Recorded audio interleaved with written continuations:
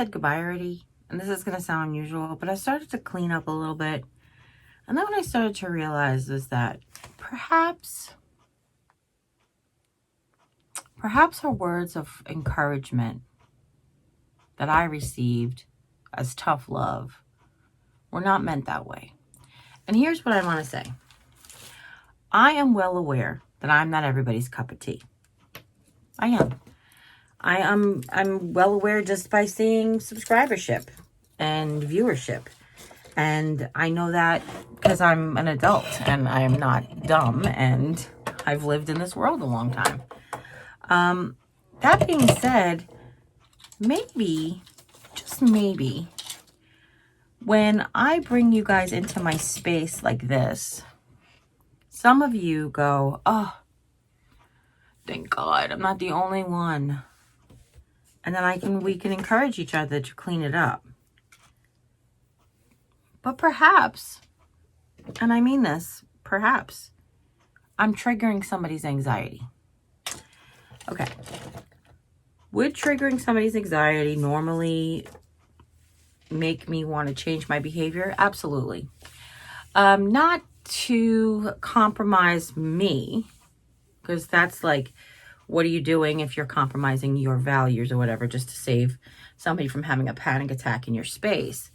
But, you know this from living with I talked to you about living with my mother-in-law. She can't breathe with all of the fragrances, so I don't use any fragrances. Does it stink? Yeah. I mean, literally and figuratively. But it's what we do. It's what we do because we don't want to make anybody uncomfortable just to make us more comfortable. For the most part, there's limitations to that too, because you can't compromise your happiness just for others' happiness. I'm not a parent. I love you guys and we have a certain type of relationship, but essentially we're strangers. So do you compromise your happiness for strangers? And I know a lot of people do it on their channel. They realize that that they have to do certain things to cater to their subscribers. And I do in a way. I do the best that I can, like as far as giving you what you want or trying to give you what you want. I can do that to a certain extent, but in all fairness, I don't really, from the beginning, I know, and this is no dig on anybody else. Everybody, I love everybody in this community. So it's not like I'm trying to be like, ooh, this person does that and that person does that. But I know that if I did my nails and lost 200 pounds and put on makeup every day and got my hair fixed and got my teeth fixed and do whatever, got dressed into pretty clothes all the time, that I would totally blow this channel up. 100%. I'm not going to do that because that ain't me. Then I also realized that, like, if I just do DIYs all day, that would totally blow this channel up. But that's not me. And I never wanted it to be like that. And I also know that if I did more fast-paced DIYs and not in-depth tutorials, that would totally blow my channel up. But that's not me. I'm a teacher. I'm not a teacher that blows through things. I'm a teacher that teaches to make sure everybody understands. So there is certain things that I will do. Try to put more things on here. I split the channel up because people didn't want to see vlogs as much. I wanted to vlog more, type of thing. So I did that. And, sorry. I always wonder what it's getting stuck on. So my paint palettes are all getting stuck on something and I don't know what it is. Okay.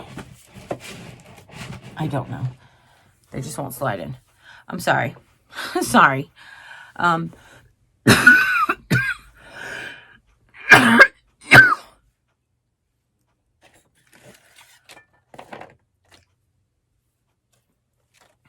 Now, does that mean that I don't take it serious that I want my channel to be successful, or that I don't take it serious that I have to provide for my family.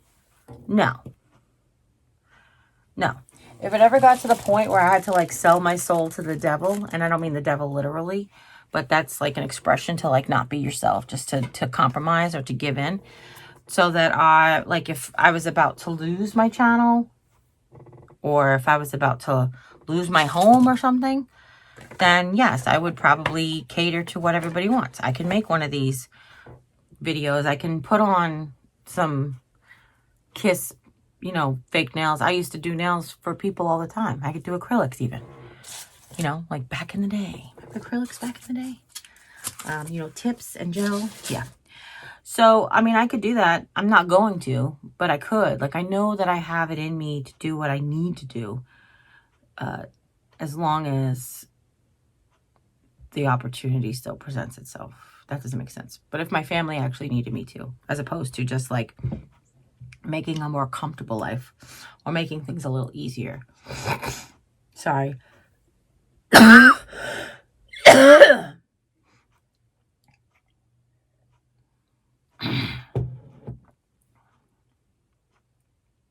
post-nasal drip won't come back anymore. Just wants to drip, drip, drip, drip, drip. The dry throat. It's not making it feel better. Anyway, so yeah, I don't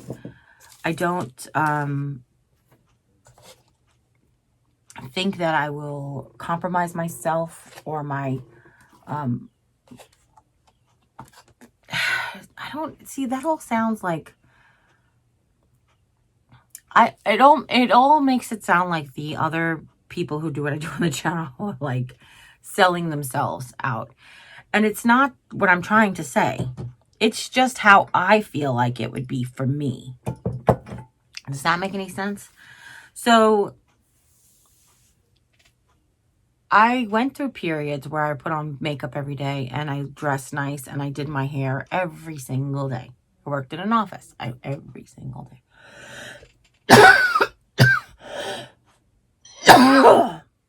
I never wore heels, or hardly ever wore heels.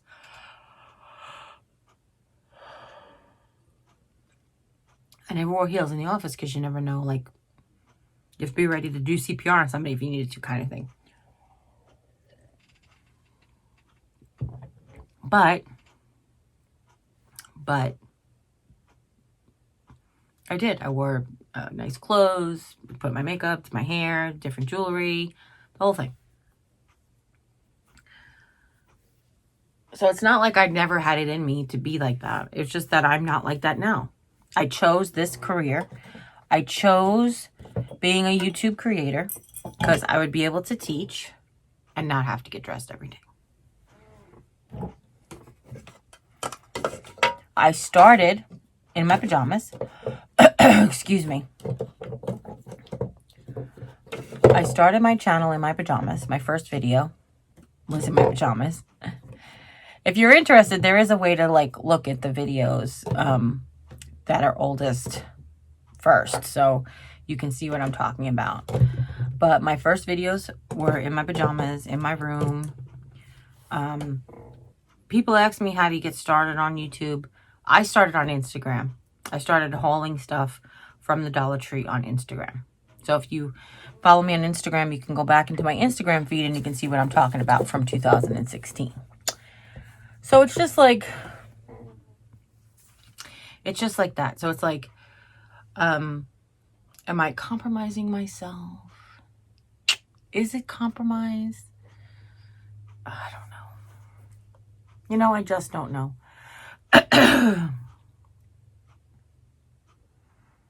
Yeah, I just don't know. It's sort of like,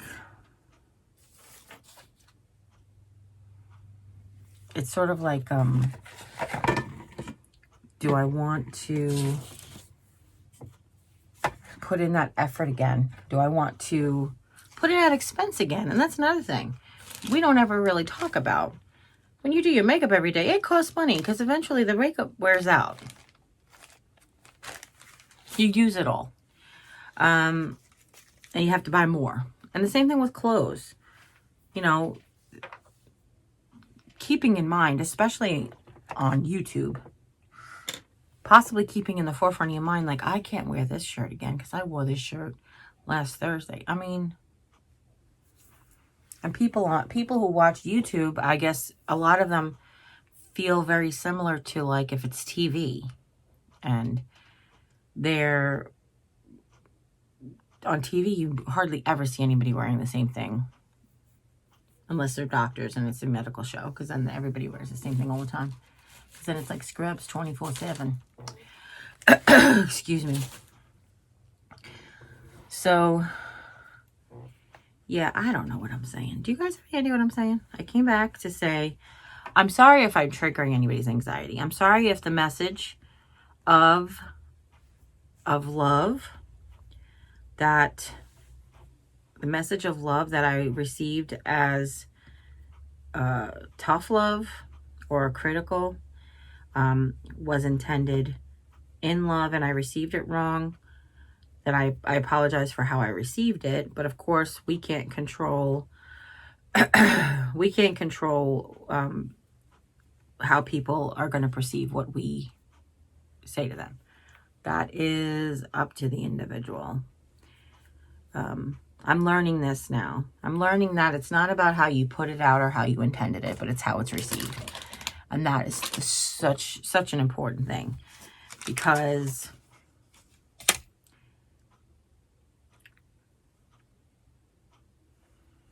if you're married, you have an idea of what I'm talking about. When your husband looks at you and says about your pants look a little tight, why is he saying that? Is that true? Is he telling me I'm fat? Is he saying that the pants shrunk? Is he saying they don't look good on me? Is he saying they look good on me? Because some guys like women in tight pants. So he's like, you know what I mean? Like, so he intended it however he intended it. Get to the bottom of that. But how you received it, how you received it is really what matters. And I'm learning this from the other way. I'm learning that how people perceive what I'm saying is something I have to consider. I have to be considerate of how people perceive what I'm saying, even if it was not intended. Excuse me. Even if it was not intended to be harsh or harmful or hurtful, how was it received? And that's what's important. It's not important what I meant. I will eventually get to what I meant. So it's careful. And I don't want to say like, oh, we have to walk on tiptoes. Now, we always should have been, to a certain extent. You think about, you do already. Like, how many things do you already say? Your child who scribbles on a paper, and you want to be encouraging because they're young and they're still learning. And, whether you're young and still learning or old and still learning, you're still courteous of the person. And you don't be like, honey, it looks like a bunch of scribbles to me. You say maybe, that's pretty, honey. Tell me about your picture. And, why did you choose blue? Why did you put the red up here? What is that supposed to represent? Or something. What does that represent? Or something. Do you know what I mean? Like, use words that are going to be encouraging. So we do it. So why do we stop doing it when we're adults? Why do we stop treating everybody or talking to everybody like they matter? Why do we feel like just because we need to grow up, that everybody else should be required to grow up at the same pace? Or even deal with things as the same as we do. So psychologically speaking, not everybody's in the same place. I mean, I know you know this. This is not news. But psychologically speaking, you're like, oh, so-and-so is just so sensitive about certain things. And it's like, come on, just grow up already. And I'm like, oh, maybe so-and-so. Maybe we can figure out why.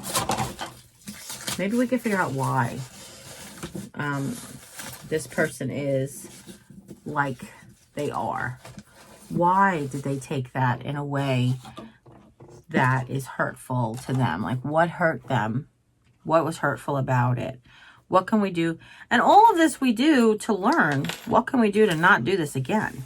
If somebody hurts your feelings and you don't tell them that they hurt your feelings and you don't indicate that your feelings are hurt, they're probably going to hurt your feelings again. Well, the same thing goes for receiving it.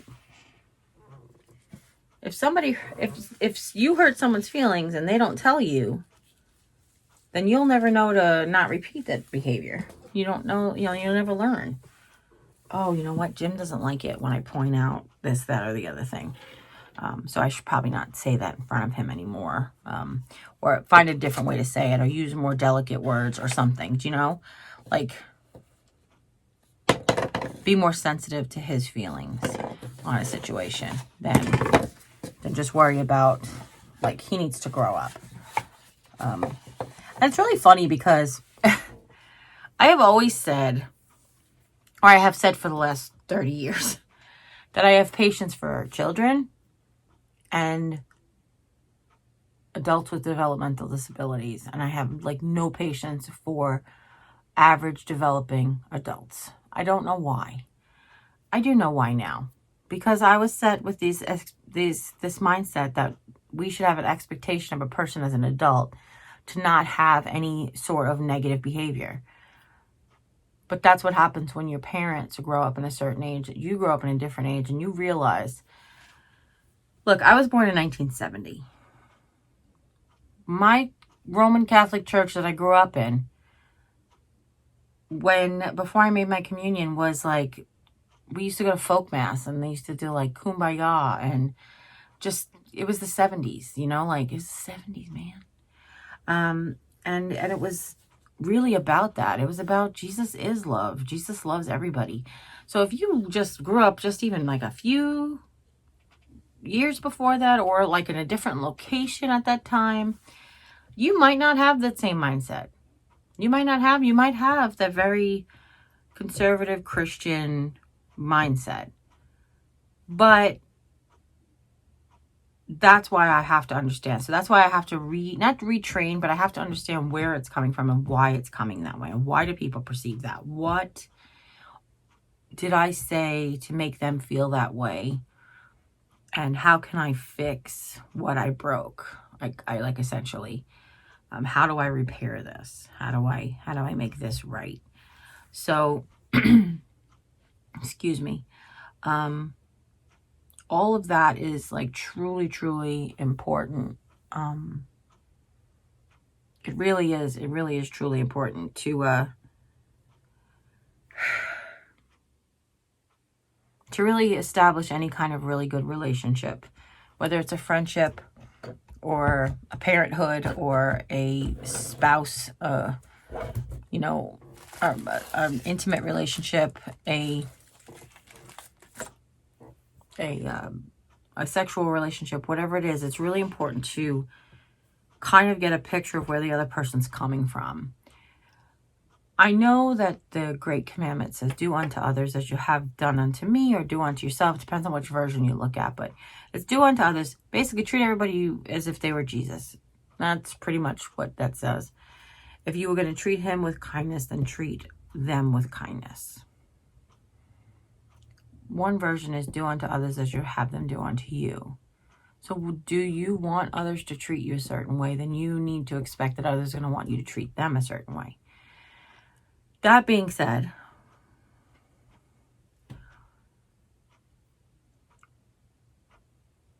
I lost it. You need to know where people are coming from.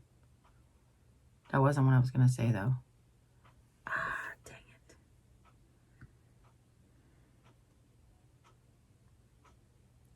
Oh, goodness. If I just rewind the video, I could tell you. Oh, put yourself in other shoes. There it is. I thought about it. That is very, very similar to put yourself in someone else's shoes. Walk a mile in their shoes. So if you say, just throw out all this, get rid of all the stuff you're not using. Think about what that might mean to me. I've grown up with nothing, or very, very little. I'll say very, very little, because I didn't grow up with nothing.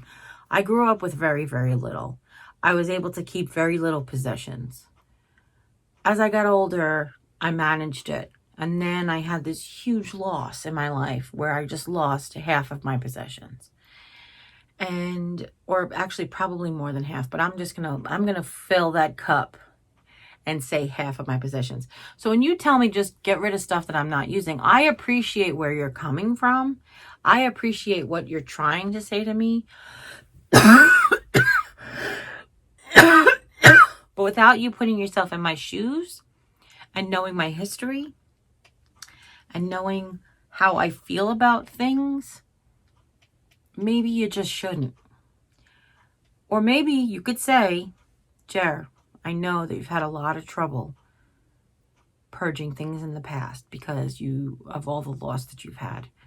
However, if your stuff is becoming so overwhelming, maybe it's time to do another purge. Maybe it's time to do a giveaway. Maybe it's time to do something. And I tell you, the truth is that a lot of people, that whole sentence, a lot of people have given me parts of that sentence in comments before. You know, why don't you just do a giveaway? Well, that's really easy to say. First of all, giving the stuff away to me is the same as like giving it away. I mean, that's like a giveaway. But the thing is, I did giveaways on my channel first. Like I first kicked off my channel. And giveaways are expensive. You can take $60 worth of Dollar Tree stuff and it costs you $45 to ship it. And those $60 is not going to cost you a new $60. The $40 is something you have to come up with. You know, so it's like whatever is I'm trying to say is like, you know, there is no easy one answer. Because the physically easiest thing to do would be to hire somebody to help me. I can't afford that.